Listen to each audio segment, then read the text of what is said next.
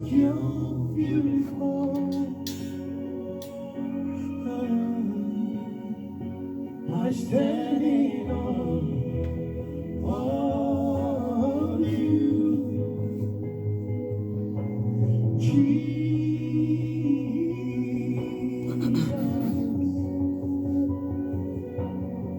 I stand in awe of you, Lord.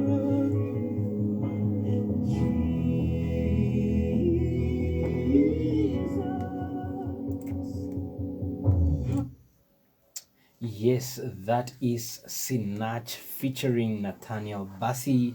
Beautiful. What an incredible song. What an incredible track. I mean, wow, those are two powerful artists just doing a collabo. We believe that you are having a very beautiful Monday morning. The day today is the 16th of August 2021, and it's a beautiful Monday morning. As I said, the temperature is 18 degrees Celsius. That's a bit chilly. Most of y'all are at work or on the road, and some are at home as well. But we just want to wish you a very, very beautiful Monday morning. Give us a shout on our number 069 Let us know how you are faring. And with me in studio this morning is none other than our very own man of God, Pastor Khaya Sodlala. If you're tuned in, you know that we are very excited to have the man of God with us.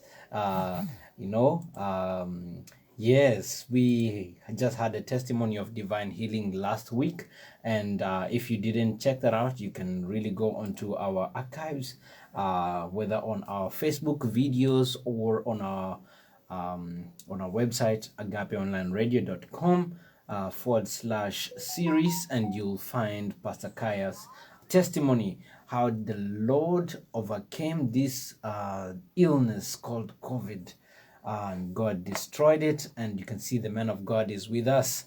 This is the Agape's the session now is the art of building a healthy marriage.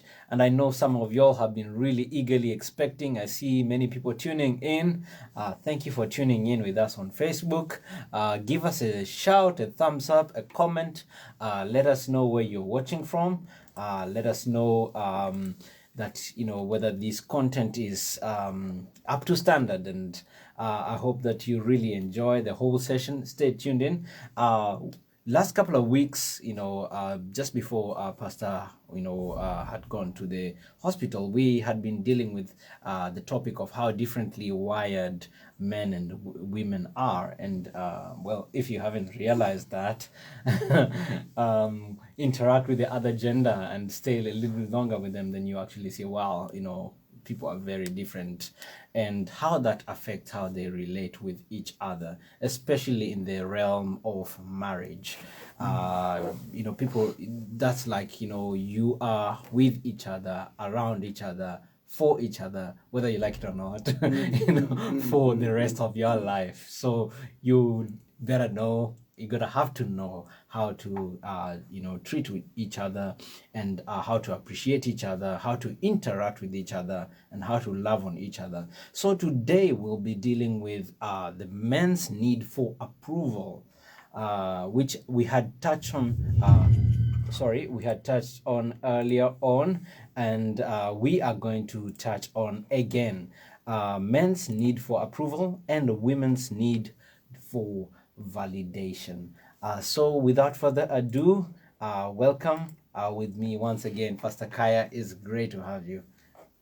Thank you, Brother John. It's always great to be here. I would like to take this time to greet and welcome the listeners at home. Looking forward to the program of this morning. Awesome.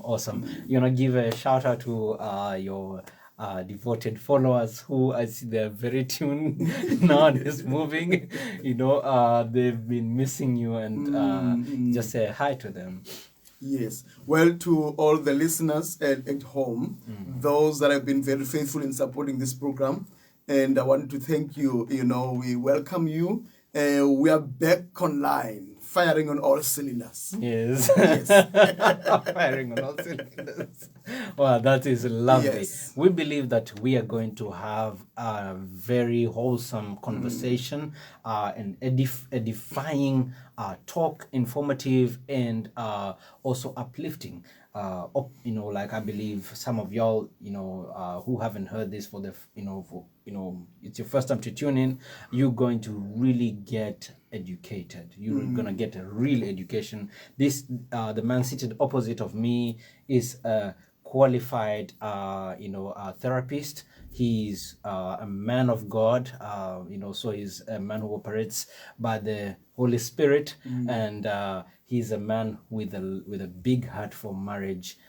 So Pastor, I know unfortunately I do not have the bio in front of me. I would have loved to read it, but if you can just mention it, just give us a brief background of where you came from. Yeah, that's a bit difficult. I'm throwing you on the spot. Yeah, no, it's like sounding your own trumpet. Well, I'm Khaya Sodladla, originally from Queenstown.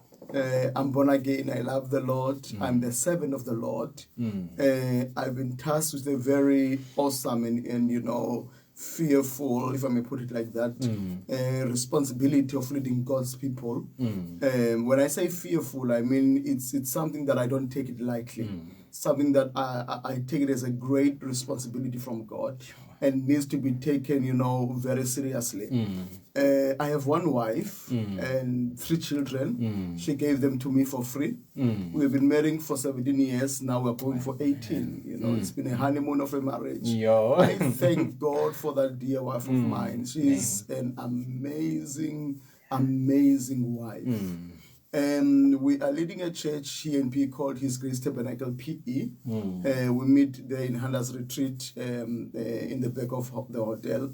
We are doing, since 2007, we've been doing programs on marriage, coaching, and we've done a number of courses, to build up to that. And I thank God for over the years, we have seen so many marriages getting salvation from the rocks, through our ministry. We do programs around, the country. Lockdown has slowed us down a bit, but we'll do programs around marriage, clinics around the country in different cities. We have written books so far on marriage. Only we have written 2 books. One is called The Marriage Reset Button. The other one is called The Art of Building a Healthy Marriage. So the things we speak about here are the things that you'll find in our books. So I think for now, let me stop there. Okay. And I just want to ask, why are you so passionate about marriage? A few years ago, I always like to tell the story because that was the trigger to my ministry. This little girl who was doing, I think, grade 6, if I'm not mistaken, or so, came back to us, very beautiful young girl, grade 7, I'm not sure. Came back to us distraught, and she told us, Pastor, this girl was in our church, but she was more like our daughter, one of those girls, one of those children that just attach, and and she came to us and told us, hey, Pastor, with this thing happened in school, it bothers me. Apparently there was a debate that says, is marriage a dying institution? And they debated this, but the final outcome was marriage is a dying institution. This bothered me, that if these children can come together, and the conclusion or the stronger side would be to say, marriage is, you don't want to go to marriage.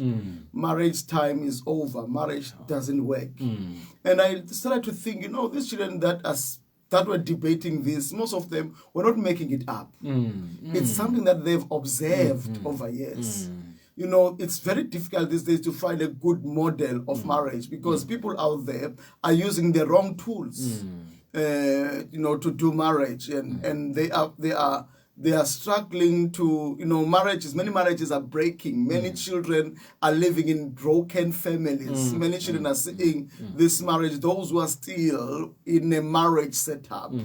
They are seeing that this thing is not because the father and the mother are living in hell right in front of them. They are always fighting. There's nothing beautiful that they say about marriage. Others are living in fatherless families or motherless families, because the marriage is broken down. And, the worst thing in this is, in the olden days, there used to be these big marriages that everybody would be there, children would be there, and then children would see the bride and the groom walking on the aisle, wearing the white dress and the beautiful black suit, and the child would say, one day I want to be like that. But what happens today? You take a small group, and it's specifically, specified, no children allowed. Yo, my goodness. So the children don't get the opportunity to see the beauty of marriage, something that would motivate that one day, because that is the ultimate beauty of marriage. And if they don't see this, all they see is the fighting. So marriage is really under attack.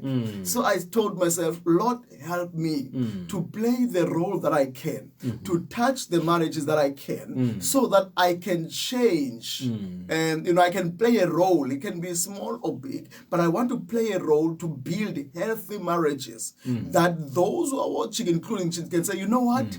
Marriage is the right course to take. Wow. It's not dying. There's still people who can, there's still joy, there's still love, there's still happily, there's still happily ever after in marriage. But you have got to use the right tools to get there. Wow. Wow, I like about the conclusions.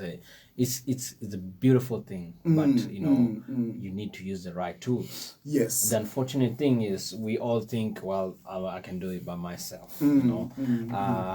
I don't need anybody to tell me anything. Exactly. And then we go into it and we're like, okay, we hit dead ends. We actually now begin to find, okay, I don't even think I got married to the right person. I don't think this person understands me.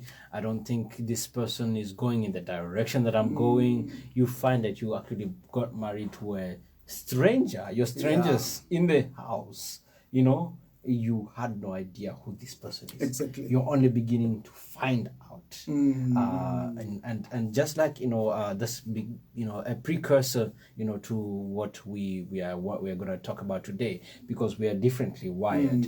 So let's talk about the men's need for approval. For example, I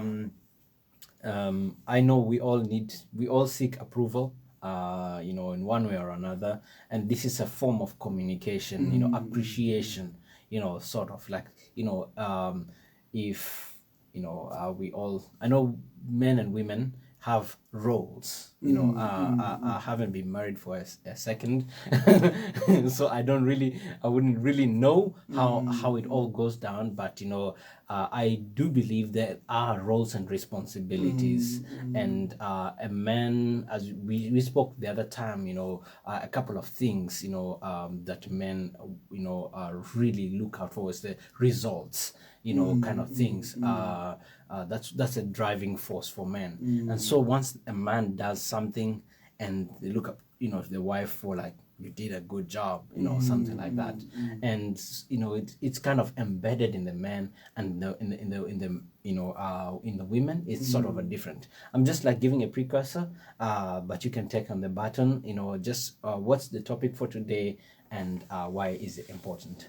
Thank you, Brother John. I think the most important thing that before I even begin with the topic, it is to just say to the listeners, the topic is not about just putting everybody in a box.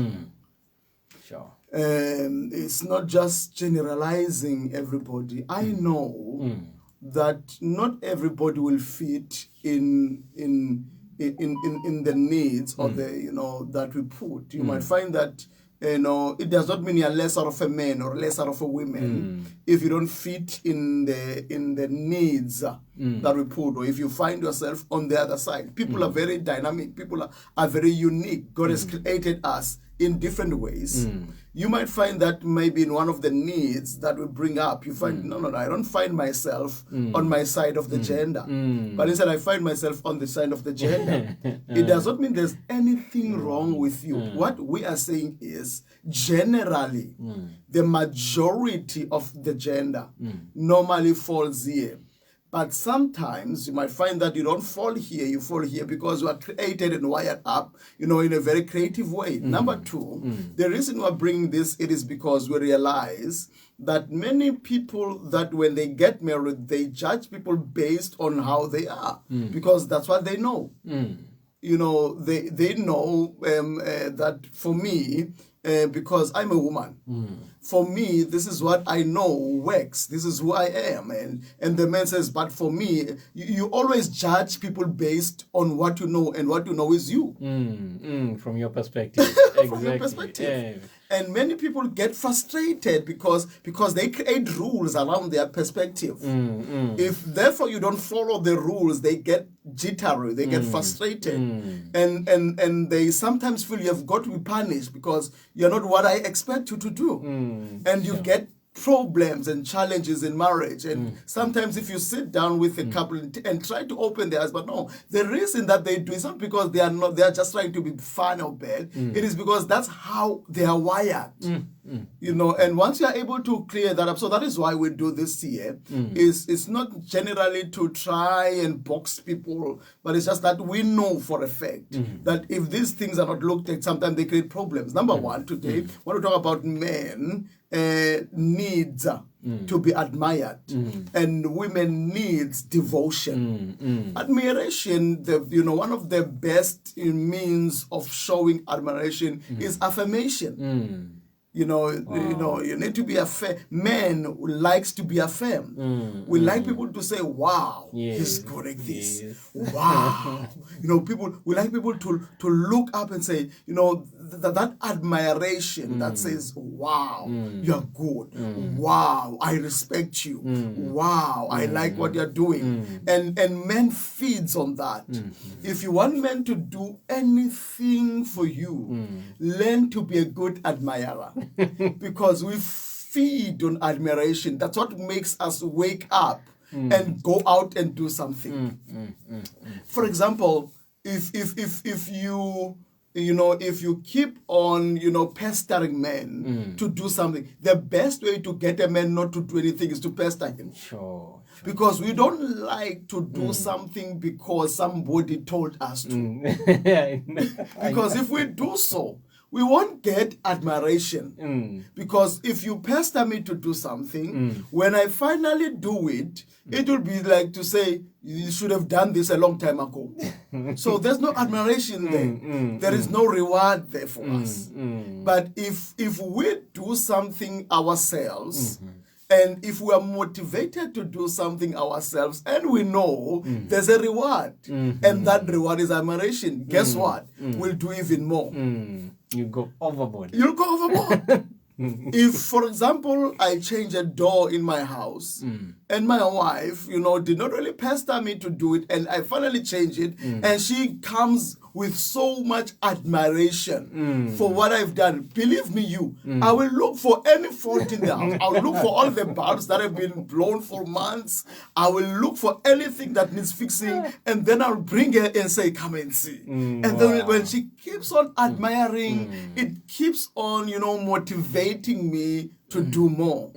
So if a wife wants to get the best out of her husband, not just to do the things in the house, be a good man, there's a saying that says behind every successful man is a what? Is a woman. A woman, yes, exactly. Now, that woman, they did not define, not every woman, yes, not every woman behind a man makes the man successful. It's true. It's so true. Oh, my word. Oh, my word. A woman that makes a husband to be successful is a woman that knows how to cheerlead. It's a cheerleader woman of a husband. If she knows how to cheerlead the husband, the man can enter the den of lions. Oh. You don't know how women don't understand how their admiration, is so powerful and influential to us men. That's a power. All you need to do to your men is to admire them, is to encourage them, is to affirm them, is to make them know that you believe in them. If this man says, the reverse of that is a woman that does the direct opposite, that always criticizes. The reverse of that is criticizing. When you criticize your man, you are actually stripping that man of his ability to become the best. So if you want the best of the husband, admire the man to what you want him to be. That's powerful. Now, I know that for a fact my wife is the best admirer. Wow. As a result, I believe I can do anything. Yes. She's very good at that. I believe I can do anything. I mean, when I leave that house with my head high. It's true. Sometimes I make mistakes, but she's very good in sort of overlooking it. So you know what? No, don't worry. This is a small thing. But remember the big thing you did. Yes. She's always looking at the best side of me. And she admires that side. As a result, I don't see any need to find admiration anywhere else. Now, let's go to women. Women are for devotion. They want. Remember, these people are, in nature, we said, the way that they are wired. In nature, these people are relational. Yes. These people are very what? Relational. They value relationships. Now, a woman. Now, one of the aspects of relationship is being devoted to this relationship. If we are in this relationship, I must know you are in here 100%. That's devotion. I must know that you have my back. I must know that you are committed to me. And for them, the way that you show that, it is the investment that you put in the relationship.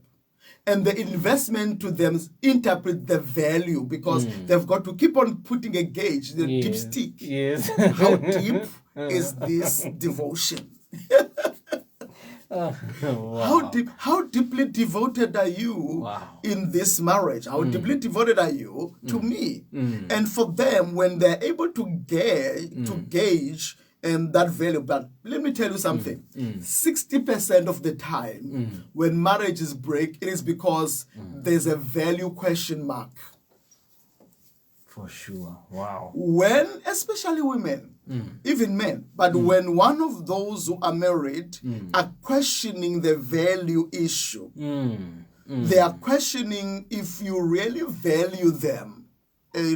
Number one is, as a person, and number two, as a spouse. And number three, it is when they question your valuing. Do you value this marriage? Do you value this family?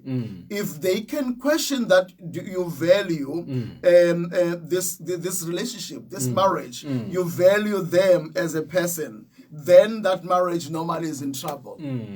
Wow. So, this is how then a wife would value the marriage. Number one, they will look how much time are you going to devote to her. Sure. Do you have time for her? If she doubts that you have time for her, you are more devoted in sport, you are more devoted to your friends, you are more devoted to your work, and you are more devoted to any other thing, and you don't have time for her, then you're going to have problems. Because they feel that the value that she has is less than sport, is less than your friend, is less than the one you put on your friends, is less than the one you put in your work and all the other things. Then they will feel you are not devoted to me. Number two, value that they judge is how much time or how much value or do you put in what she says? Are you interested in who she is as a person? Do you listen to her? Do you affirm her? are you there to really build her up? If she feels that you're not interested in her, you're not interested in her progress as a person, you know, whether academically, you know, in her career and so on, then they will feel this person is not devoted to my growth as a person. Wow. Number 3 value checker is how much are you willing to spend on her? Wow. Okay. And on this marriage. Okay. This is information, right? Guys, pay attention to this.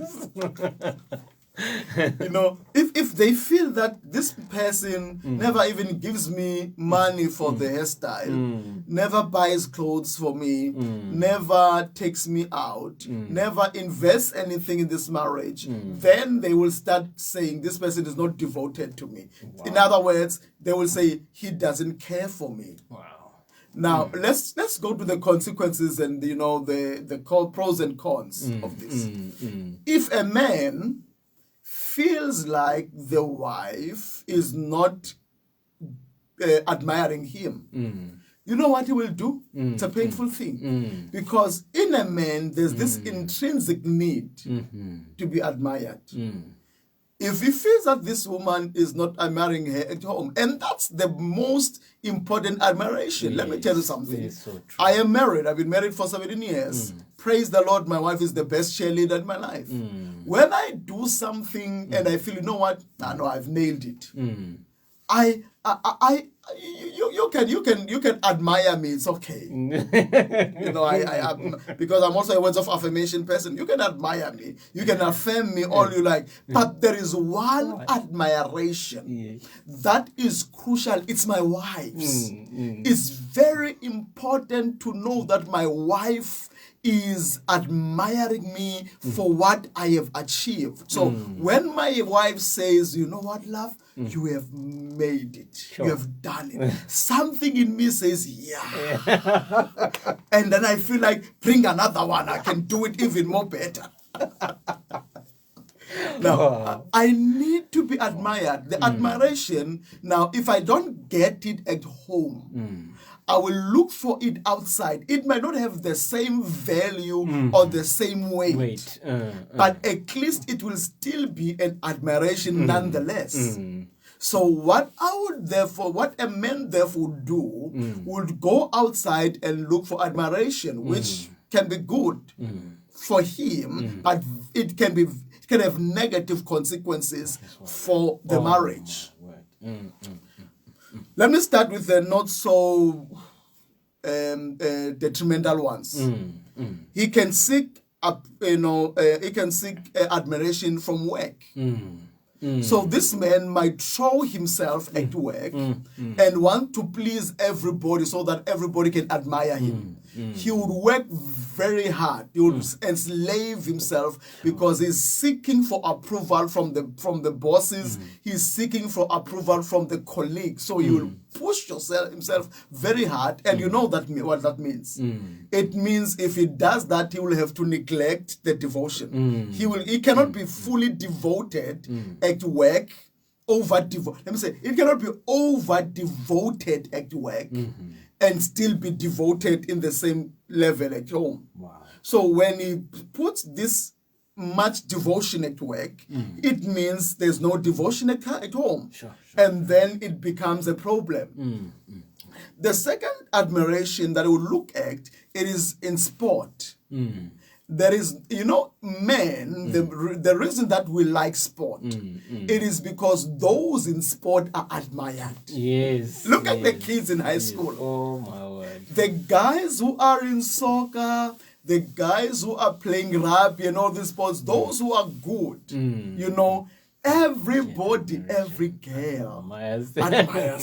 Exactly. Everybody admires them. They become the heroes, the celebrities, the stars of the school because they are the best in sport. So everybody admires them. Now, a man who does not get full admiration at home, they might seek to fully engage themselves in sport, so that when they are fully engaged in sport, they will get the admiration That they're looking for. they are looking for. And then the last one, there may be other areas that they might seek approval. But the last one, it's interesting. They might even seek approval at church. Sure. That's interesting. They might even seek approval at church. They might, fully devote themselves so that and do things at church. Which, please understand, I'm not saying this in a negative way, but sometimes you might find that there are people who might do things at church simply because they love the attention, they love the admiration they get because they are not getting that at home. Please understand, I'm not saying everybody who's devoted at church is a person that is seeking approval or administration. I'm not saying people who are devoted. It's good to be devoted at church. It's good to be devoted at work. It's good to be devoted in sport. Those are very good. But it is a problem when you're trying to answer a problem of not getting an admiration at home. If you do that from a pure heart, please, it's very good. Do it. But sometimes people do it because they are seeking approval, or admiration that they are not getting. They are answering a problem of admiration. Now, the last one, which becomes negative, it is the one of the men getting admiration from women outside their marriage. Oh my word. Because you see, women understands, not there are women there. When you don't admire this man, remember, the fact that you are married this man, there was a time that you thought this man was gold. Yes, it's true. The fact that you are close to him now, he has not lost that, that value in the eyes of others, that is gold. When you are seeing this, valueless stone that you don't admire, there are still women out there. It's true that still see gold in him. It's true. And women understands the needs that men, just like men. If men wants to catch a woman, guess what they do? They play with their needs. They know exactly what the woman needs, so that they can be caught. They can catch their hearts. Women as well know exactly what a man needs to catch their heart. And they know that admiration is one of the ones on the top. So they will admire this man. When this man comes and say, you know what, I've got this business idea. So no, you have started with your ideas. We don't eat ideas here. Go to work. You're never good with business. Don't try business here. And then this man goes to this colleague of his and says, you know what, there's this business that I was thinking about. He says, wow. And you know what, you are such a great person on the side of business. I think you're a good speaker. You're a people's person. I think you will do very well. Go for it. You will be a millionaire. Get what? This woman believes in him. You don't believe in him. Guess what? The heart gets attached to this one. So you might find that this man might keep on running to this woman because he knows the admiration is not going to get it to him. He's going to keep on going. So he'll keep on impressing this one and keeps on getting the admiration of this one. And without him knowing, the heart will be shifted to this one. Wow. And that's when problems begin. Yes. Oh my. Let's talk with about devotion on the woman's side. A woman, remember I say the woman, they value relationship. So this devotion to them is all about nurturing the relationship. And for them, devotion is the most important part or the most important layer in building and securing a relationship. So they feel that if a relationship does not have devotion, that relationship is not covered. It is vulnerable. So they are not secured in a relationship that does not have devotion. So when they feel that you are devoted in many other things but not in here, they feel as if this relationship is not safe. They keep their bags packed. Wow. They are always on their toes that anything can happen here and this marriage cannot go ahead. So when they can read that, what then they will do is they feel that you can abandon them. One of the instincts in them that says they will try to make you not believe in your value. Wow. Okay. So them not admiring you, it is a sabotage. Because they feel that if they make you feel that you are good enough, you will think that you are too good for them. Okay. And you will leave and go to others. Sure. So them not admiring you, it is trying to protect them, or it is trying to protect the relationship, so that you will not have much faith in yourself. Faith that says, I deserve somebody better than you. Faith that says, I can do better without you.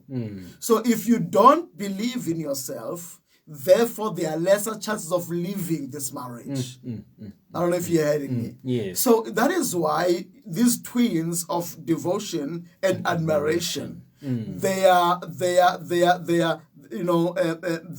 actions are reciprocal. If you build up admiration, automatically the man whose woman admires him, their hearts get connected to them, because we feed on admiration. Yes, true. You don't want to leave a place where you feed.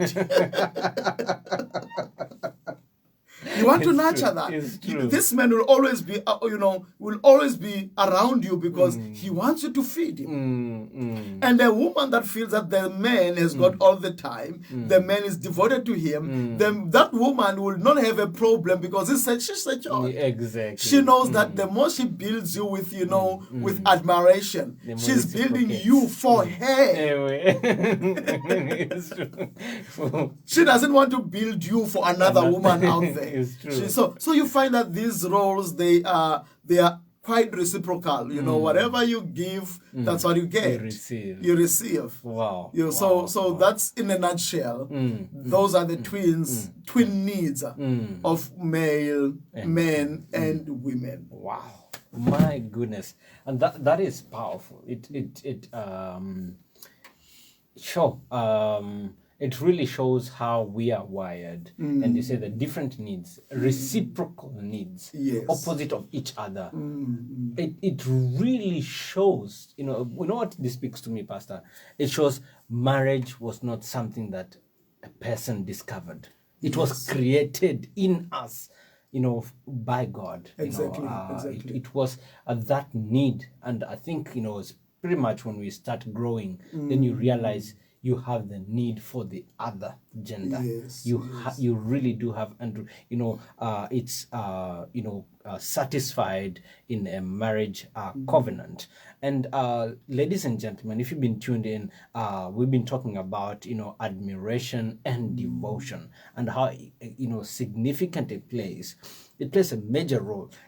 My pastor said one thing, and I think you mentioned it, Pastor, and it brings a whole lot of things to light. He says he says, or he always says that apart from salvation, the decision to receive Christ, the second and most important decision in your life is the person you choose to marry. Yes. How can you qualify that, sir, especially in the light of admiration and devotion, and to for you to achieve some, because as you said, it's like a fuel, the admiration, for you to go forward. Now considering the calling and the visions that God has given you, as you said, behind every successful man is a woman, not just a woman. We said it's a woman who fires you, to go and achieve, who believes in you. So how do you see that statement in view of what we've spoken?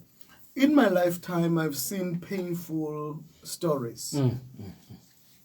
Painful stories of wives who are, especially I'm a pastor, so especially within the ministry, because ministry is God's calling. I've seen wives pastors' wives, whom, if I may say, sabotaging Now I'll say, maybe who looks, because I'm not in the marriage. Yes. I don't know the dynamics. I might not hear the side of the wife.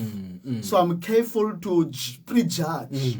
Okay. But I've seen wives, when you look from outside, they look like they are sabotaging what the pastor does. Now, as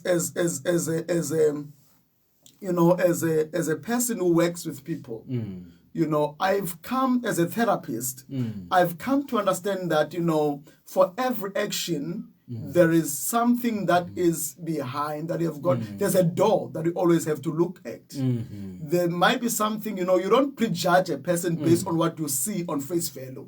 You have got to go deeper. Why are they doing this? If you're able to look deeper, why are they doing this? You might find the bigger answer. So I've seen wives who might be saying, you know what, I was not called as a pastor. You were called as a pastor. Sure. You find that there was even this wife that when church was going on, the pastor is busy preaching, the wife will be washing the washing at home and doing her things as if there's no church. She was just not part of the church. I don't know what was happening in that marriage. That pastor's wife might have, if you were to sit down with her, everybody was judging her. Everybody was pointing fingers at her. Everybody was not happy with her. But I felt to myself, but there's no woman that can do what she does without a reason. There is a reason. There's something that broke somewhere.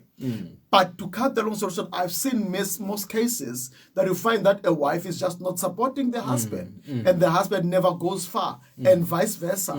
So that thing that was one of the things for me. That's one thing I feared. I prayed, Lord, don't allow this. So I knew I have a calling. Give me a wife that will be really supportive. What I will say, therefore, in this, that statement is extremely true. Sure. You can go, you can have the best calling. I've seen that. People that are flowing in their calling before they get married, but when they get married, things turn around. It's as if a handbrake just got applied. They don't go very far. So what I would say is, number one, I'm going to talk to men.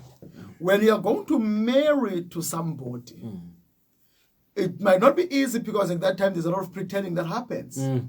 But try to check, is this person a cheerleader?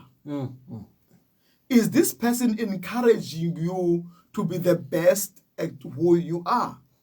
Sure. If you marry somebody who's always negative, if this person is always negative, if this person never see any good in anybody, you need to be careful.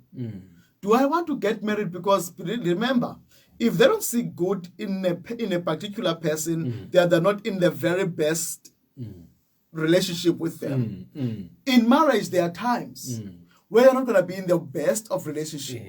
But you need somebody who, even when they don't feel good about you, but they still need to cheer you on. So try to look, is this person a person that is an affirmer, a person that likes to cheer people to become the best? Number two, if you are a lady, look at this person. How devoted is this person? Now, these are little things. How devoted are they? Are they at work? How devoted are they in their family? How devoted are they at church? How devoted are they in their studies and career? These are little things that you can judge the devotion of a person. Because if this person, they never hold a job for over a year, if this person, they don't care about their family, if this person, is not devoted at church, they are here when they feel like, they are not there when they don't feel like. It might be for you, a measurement of this person as a problem with being devoted to anything. So if this person cannot be devoted, how will they be devoted in my marriage? Exactly. My goodness. You know, and if this person is not devoted, they have because a woman whose husband is devoted to her has got all that, because it speaks value. It speaks self confidence. When a woman goes out of that house and they know my husband has got my back, is devoted, that woman can conquer mountains. You know, that woman can come. Now, if this man of yours is not devoted to you, it takes away your self-confidence, it takes away, and therefore you might not go far because you have a husband that is not devoted to you. What you said right there, Pastor. You know, and especially, you know what, I think in a marriage context, there's not any relationship on earth that is more intimate, that exposes more of yourself to any other person, than a marriage relationship. And so I'm just saying it could either build you or break you. There's no other way. Exactly. It's either it propels you to fulfill what God has called for both of you, or just destroy you, completely. And and in terms of even when it comes, I've heard of all these things in terms of, as you said, it makes you lose self confidence, and matters of esteem. You are not sure of yourself because somebody doubts, and their voice is so loud on you. They doubt you until you doubt yourself. You, as you said, before even you stepped into the marriage scenario, you were, you believed. Some people were confirming and all these things, the calling and whatever it is, whether you're in, you're called in business or in sports or whatever, somebody believed in you and your parents and stuff. But maybe now you got into this, somebody is not affirming you and, stoking that fire that God called you in. So it kind of produces this self-doubt and, a life you hit below your weight. So Pastor, we have just like about 5 minutes, but in conclusion, would you maybe give our listeners and viewers, a word, that, on some of the things that they can watch out for and how they can navigate whenever they go through, because I know marriage is not a walk in the park. Well, but John, I think let's go back to the origins of marriage in the Bible. God gives Adam a responsibility of taking care of the animals. And Adam, I believe, was doing a good job. He was taking care of the animals, taking care of the garden. But God saw, no, man, it is not good for Adam to be alone. And then the Bible says he paraded the animals, which means the animals were prospective candidates.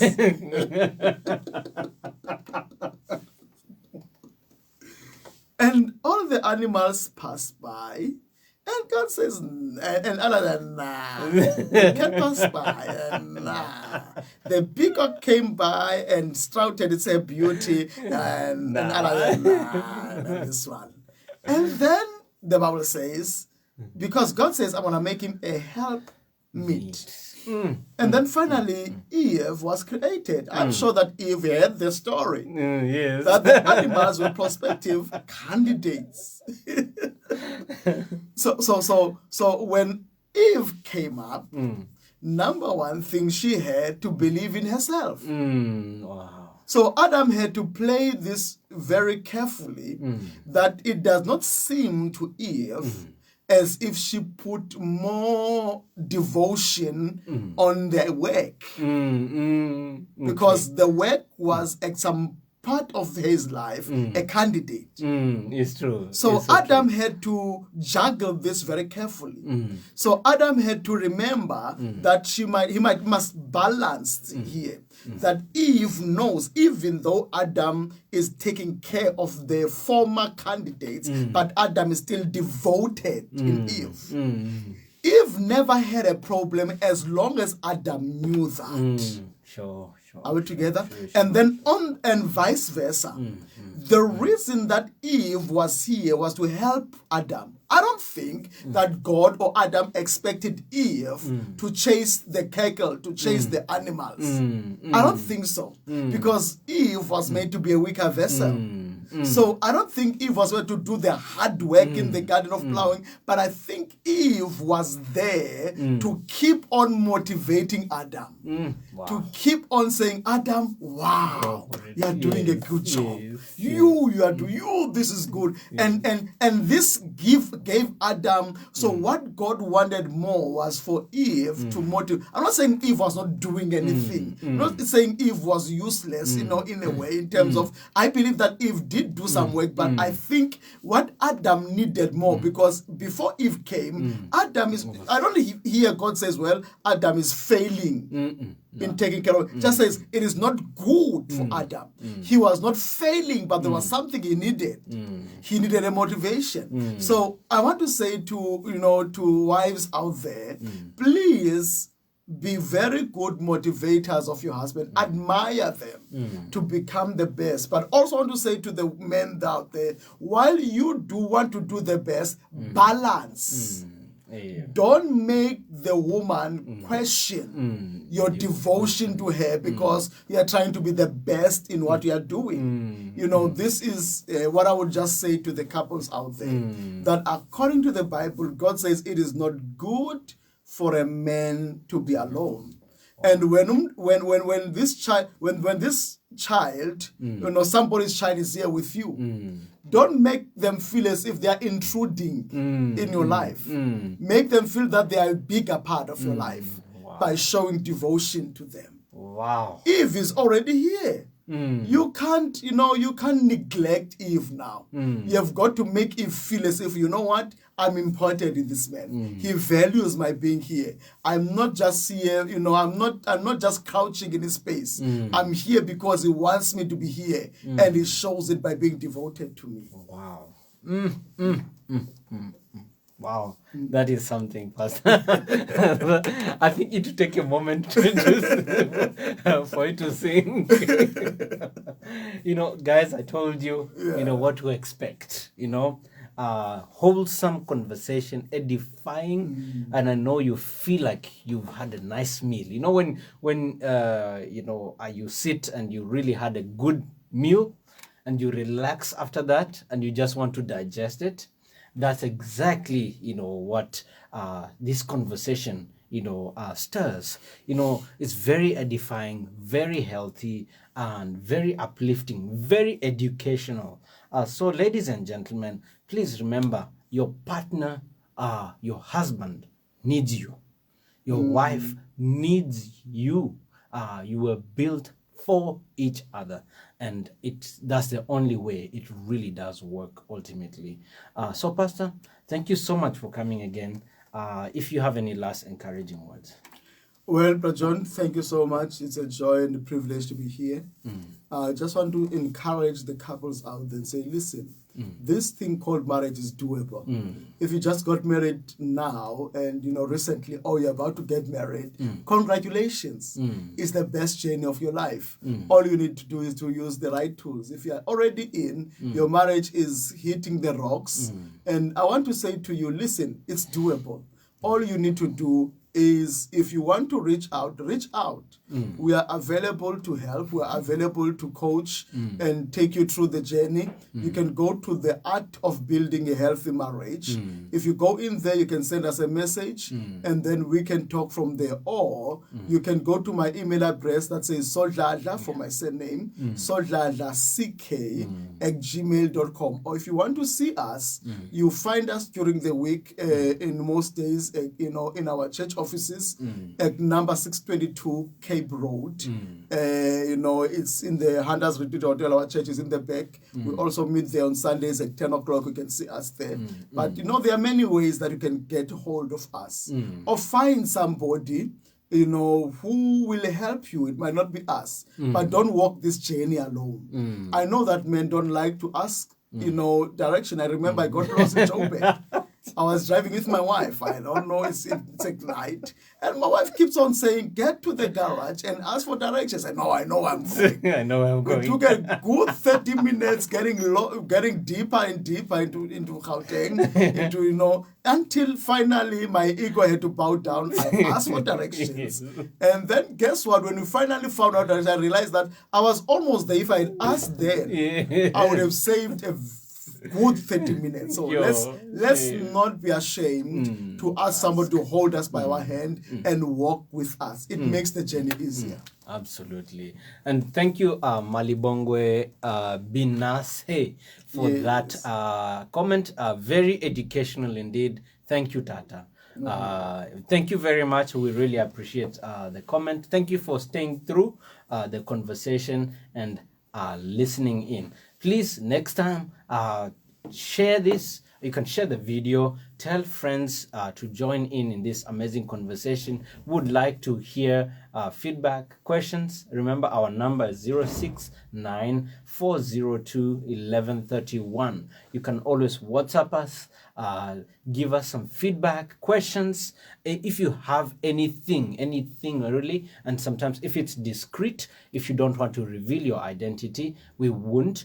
If you send us on WhatsApp and ask these amazing questions that I believe will be a blessing to so many people. You know some of the things that you might be facing, trust me, 1,000 other people are facing, and sometimes many people don't want to, they're not bold to ask these questions, but your questions can help other people. We have the pastor, the man of God here, a qualified therapist with us here, and we'll be able to have a conversation on these topics. Thank you for tuning with us, and that is the end of the show at the moment. We are going to listen to Sinach featuring Nathaniel Bassi, an interesting couple. A musician, sorry, not couple, but God richly bless you. Until next time, is shalom, shalom from me.